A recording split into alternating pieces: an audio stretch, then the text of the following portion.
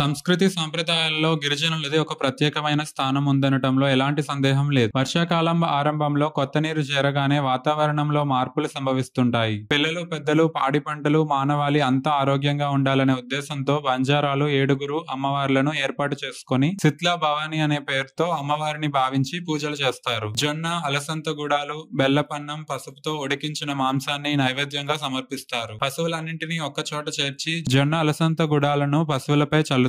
అందరూ కొత్త బట్టలు ధరిస్తారు. బంధువులను ఆహ్వానిస్తారు. గిరిజన భాషలో పాటలు పాడు చిన్న పెద్ద అందరూ కలిసి నృత్యాలు చేస్తారు. సంవత్సరం అంతా మానవాళి సుఖ సంతోషాలతో ఉండాలని చేసేదే శీతలా భవాని ఉత్సవం. ఈ కార్యక్రమంలో తిరుపతి సార్, జటోత్ గిరిజన నాయకులతో పాటు గోపిడి శ్రీనివాస్ రెడ్డి, కోటగిరి ఆనంద్, గెడ్డం శ్రీనివాస్ రెడ్డి, మరిపెల్లి మల్లయ్య, కుండ్ర శ్రీనివాస్ రెడ్డి, సంగ రాజన్న, చింతకుంట నరసారెడ్డి తదితర నాయకులు పాల్గొన్నారు.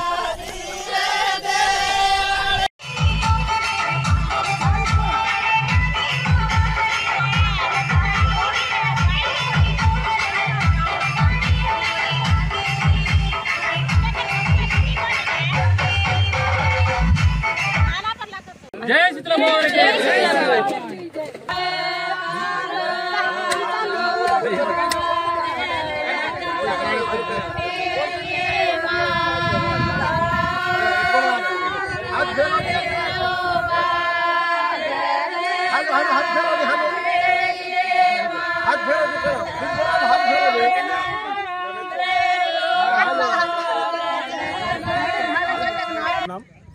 దానికి తోడు గత సంవత్సరం జరిగినటువంటి పరిణామాల దృష్ట్యా ఇక్కడ మా శీతలా భవాని దేవుణ్ణి కొందరు ఆగంతకులు మా శీతలా భవాన్ని భూమిలో పూడ్చిపెట్టడం జరిగింది. మళ్ళీ మేము తిరిగి ప్రతి సంవత్సరం చేసుకునే విధంగానే మా యొక్క సొంత ప్లేస్లో మేము చేసుకుంటున్నాము.